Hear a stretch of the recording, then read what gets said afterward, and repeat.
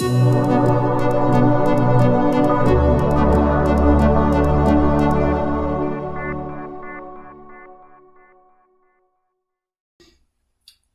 and welcome. Come on in. We've saved a seat for you. This is Boards and Chords, and I'm Jonathan. And today we're going to talk about a Hobbit Love Letter game.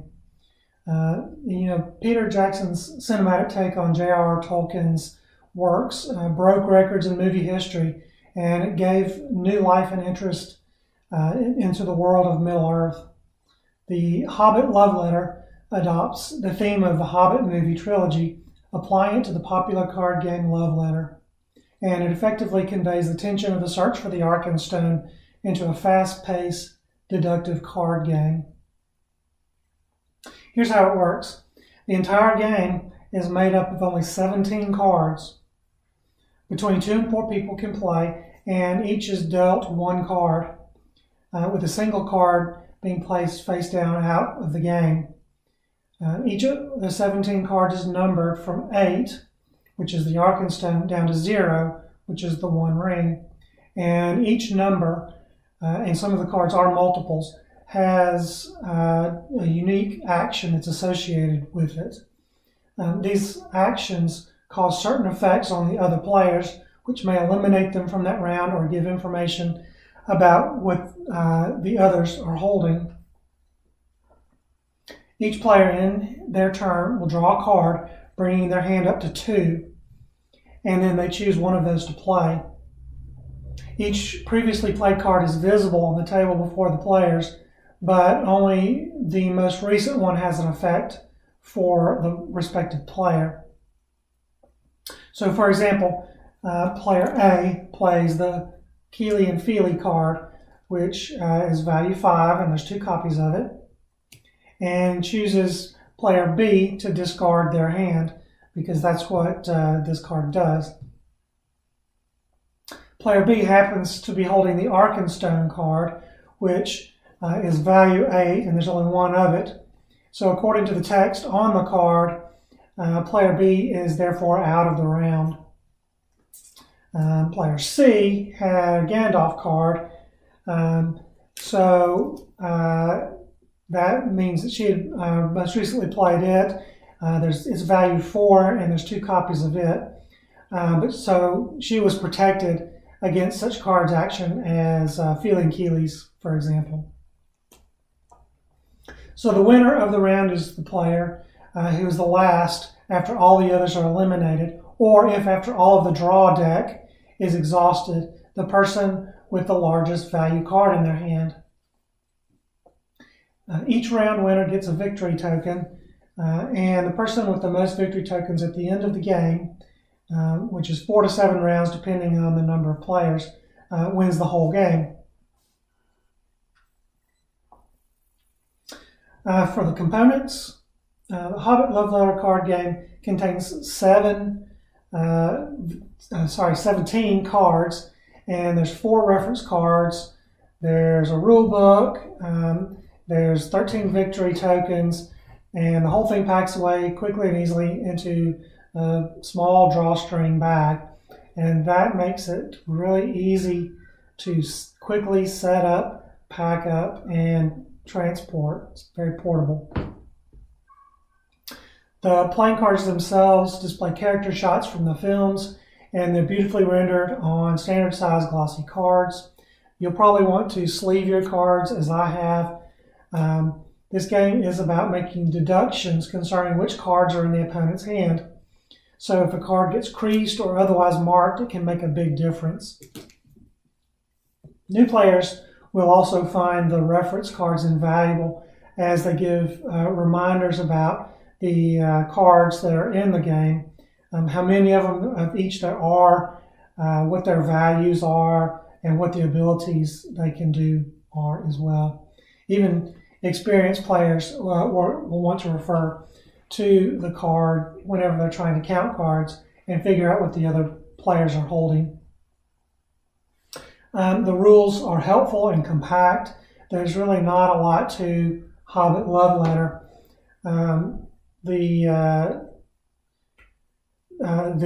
Therefore, elaborate and complex rules really aren't needed.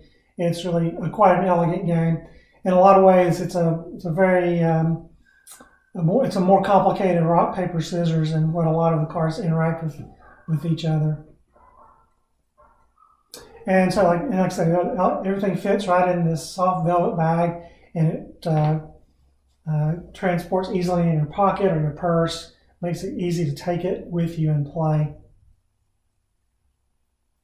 Finally, there are 13 of these little plastic gems, each of them approximately the size of your little fingernail. And these are used to track the score. They're pretty cool in themselves and fitting with the theme.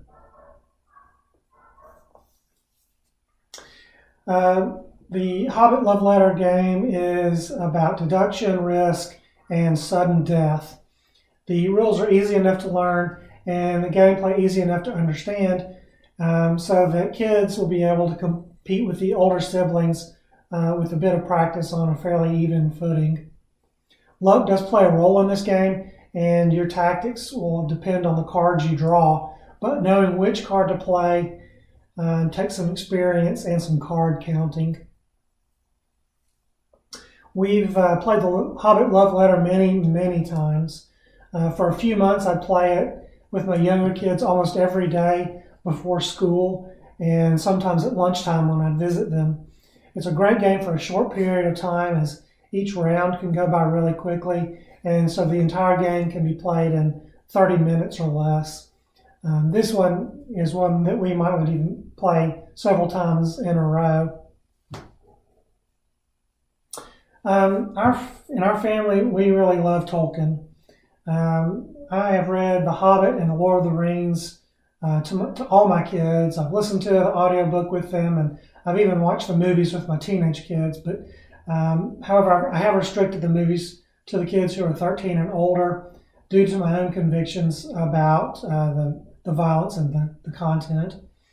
The relevance here is that these movie-themed games directly reference movies that I won't allow my kids to watch, although they are familiar with the source material, and it raises interest in them to want to watch the movies. On the other hand, the cards themselves and the gameplay is completely free itself of the content that I find as a parent to be objectionable.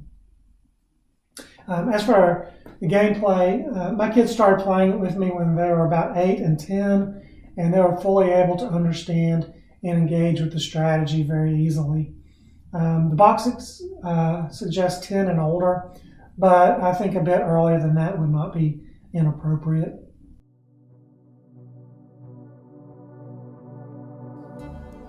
All right, well, strategy tips for this game then. Let's start with the beginner's tip. This one is kind of obvious if you've been playing enough to know the rules well. You have to learn to count the cards. Keep track or be able to calculate the number of cards of each type that have been played and not yet played.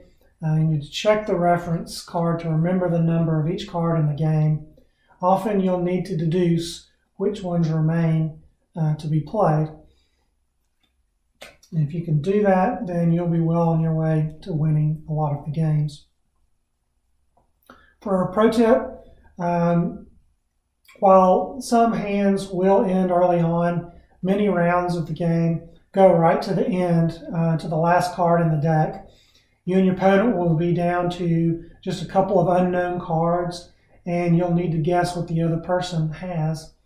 If you have a smog card, then why don't try guessing your own card, the card that you have in your hand besides the smog. This may throw off your opponent and cause them to deduce that you have a different card in your hand, giving you a critical advantage in the last moments of the game. So, final thoughts then. What do I love about this game?